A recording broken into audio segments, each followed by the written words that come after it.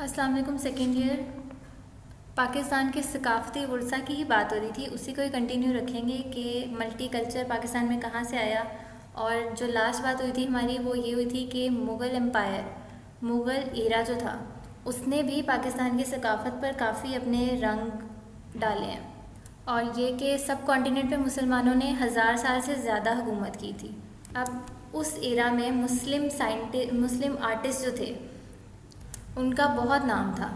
Music में भी, architecture में भी, कैलीग्राफी में भी, पेंटिंग, पोइट्री, स्कल्पचर बनाने में कुछ भी हो, मुसलमानों का सबसे बड़ा इसमें नाम था। तो एक एक पॉइंट करके डिस्कस कर लेते हैं। पहला तो है फ़न तामीर, आर्किटेक्चर। वो तो बताने की ज़रूरत ही नहीं है, सबने हर चीज़ देखी हुई है। मतलब हर चीज़ नहीं, काफ़ी चीज़ें देखी हुई हैं। मतलब जिसे कहते हैं ना ट्रू पीस ऑफ आर्ट, वो हमें मुग़ल एम्पायर, मुग़ल एरा में जो आर्किटेक्चर के नमूने पेश किए गए हैं जो अभी तक कायम है, और इतने एस्थेटिक बिल्डिंग्स हैं।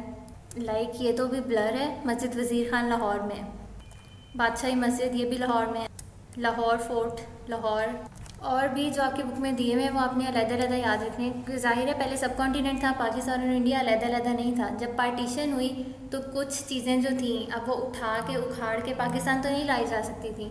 जो उस साइड पे थी वो इंडिया में रह गई, और जो पाकिस्तान वाली साइड पे थी वो इसी साइड पे रह गई जो हमारे पास मुग़ल एम्पायर की अमानत है।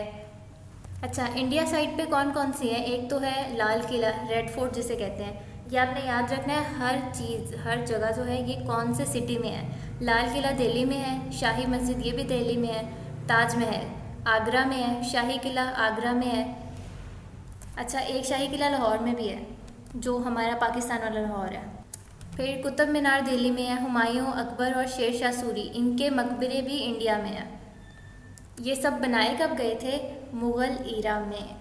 फिर पाकिस्तान के पास क्या क्या चीज़ें आई?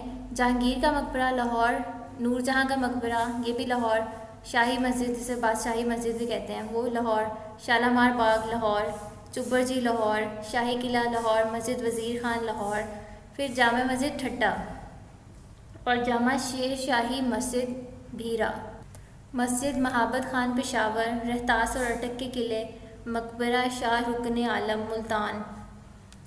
तो ये तो थे मुग़ल एम्पायर, मुग़ल एरा के जो आर्टिस्ट थे, आर्किटेक्चर की इनकी खसूसियात, आर्किटेक्चर स्किल्स। फिर फ़न मौसीकी, म्यूज़िशंस थे, क्योंकि मुसलमानों की हुकूमत से पहले जो म्यूज़िक है वो इंडियन कल्चर का एक हिस्सा है, इंडियन हिंदुओं का एक फ़ेथ है म्यूज़िक में।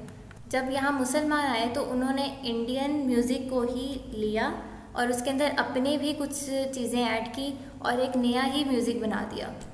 यानी कि जो लोग आए थे मुस्लिम दौर में, ईरान, अरब और दीगर मुस्लिम इलाकों, यहाँ से जो लोग आए थे उनकी डिफरेंट टून्स थी। जाहिर है लोकल अपनी अपनी होती है पहचान एक, जब वो सारी आगे मिक्स होंगी तो वो एक नई टून निकल आएगी। और फिर इन टून्स के नाम भी हैं, ये भी आपने याद रखने हैं, कल्याण, एमन, हुसैनी कानरा एट्सेट्रा एट्सेट्रा। इन तरह की जो टून्स हैं ये मुस्लिम म्यूजिशंस की इन्वेंशंस हैं। फिर म्यूज़िकल इंस्ट्रूमेंट्स ये भी इन्होंने ही इंट्रोड्यूस कराए थे, लाइक ढोलक, शहनाई, सरूद, रुबाब, डफ, तंबूरा और सितार जैसे जो क्या कहेंगे क्लासिकल टून्स जिनसे बनती हैं। तो ये टोन्स आज तक भी चलती हैं, लेकिन ये अजीब इन्होंने गिटार बजा के रॉक स्टार वाली टून्स मिला के, इनके दौर में काफ़ी लाइट टून्स होती थी, डिस्को वाली नहीं होती थी।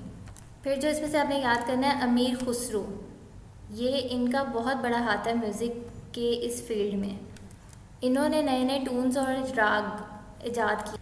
फिर एक और म्यूज़िशियन थे अकबर आज़म के दरबार में, तानसीन नाम था इनका। तानसीन ने भी काफ़ी राग और काफ़ी टोन्स इन्वेंट की थी। और ये आपका शॉर्ट का आंसर है कि तानसीन कौन था, या तानसीन ने कौन कौन सी राग इजाद की थी, कौन कौन सी बनाई थी। एक तो मियाँ की टोडी नाम की है, मियाँ की मल्हार और दरबारी कांतरा, इस तरह की टोन्स इन्होंने इन्वेंट की थी। तो ये तानसेन याद रखना है कि तानसेन कौन था, किसके दरबार में होता था और इसके कौन कौन सी इन्वेंशंस थी। फिर राजो जी नेक्स्ट इनका स्किल जो थी पेंटिंग की थी। तो पेंटिंग का ट्रेंड उस ज़माने में भी बहुत था। ये मेरे ख्याल से अनारकली है। पहले कोई भी स्टोरी डिस्क्राइब करनी होती थी तो उसके लिए पिक्चर बना देते थे और उस पिक्चर को देख के स्टोरी खुद एज्यूम करनी होती थी। मतलब कि ये भी काफ़ी बड़ा टैलेंट है। दूसरा जी, शहनशाह जहांगीर, ये बहुत बड़ा फ़ैन था पेंटिंग्स का और पेंटर्स को बहुत ज़्यादा इनक्रेज करता था कि पेंटिंग्स बनाएं। और ये दावा भी वो करता था कि तस्वीर देख के वो पेंटर का नाम बता सकता था कि ये किसने पेंट की है। और उसके दरबार के जो मेन आर्टिस्ट थे, उस्ताद मंसूर, उस्ताद मोहम्मद नादिर और उस्ताद मोहम्मद मसूद। फिर है जी ख़ताती यानी कि कैलीग्राफी, और इसमें मुसलमानों की टक्कर का कोई नहीं है। जितने कैलीग्राफर मोस्ट टैलेंटेड है वो मुसलमान ही हैं। और इन्होंने शुरू कहाँ से किया, कुरान पाक की काफ़ी आयतें लेके उनको डिफरेंट स्टाइल्स में लिखना शुरू किया, वहाँ से कैलीग्राफी का ओरिजिन हुआ था। और उस टाइम के तो बादशाह भी थे, उन्होंने भी इस आर्ट में काफ़ी ज़्यादा महारत हासिल की थी। जैसे कि औरंगज़ेब को भी कैलीग्राफी आती थी, आलमगीर, ज़हीरुद्दीन बाबर, नासिरुद्दीन महमूद और बहादुर शाह ज़फ़र, इनको भी कैलीग्राफी आती थी। और उस टाइम की जो कैलीग्राफी थी उसके सैम्पल्स आज भी म्यूज़ियम्स में पड़े हुए हैं। फिर है जी लास्ट संत राशि यानी कि स्कल्पचर आर्ट। जिस तरह हमने पहले भी पढ़ा है, इंडस वैली सिविलाइजेशन में गंधारा आर्ट बहुत मशहूर थी, जिसके सैम्पल्स हमें हड़प्पा और मोहनजोदारो से भी मिले हैं। हमें नहीं, मतलब जिन्होंने खुदाई की थी उनको। मतलब कि कभी बादशाही मस्जिद वज़ीर खान या लाहौर फोर्ट में उस बिल्डिंग का जो इंटीरियर है वो प्रॉपर शीशों से तराश के बना हुआ है और वहाँ अंदर जाने की फिर किसी को इजाज़त भी नहीं होती क्योंकि वहाँ से शीशे चोरी हो गए थे शायद। और जी ठट्टा, उच्च शरीफ, लाहौर, मुल्तान, चिन्यूट और काफ़ी शहरों में संत राशि के बहुत ही दिल फरेब नमूने आज भी देखे जा सकते हैं। तो बस ये मुग़ल एम्पायर कंप्लीट हो गया है। नेक्स्ट हम करेंगे पाकिस्तानी कल्चर की इंपॉर्टेंट कैरेक्टरिस्टिक्स। थैंक यू, अल्लाह हाफ़िज़।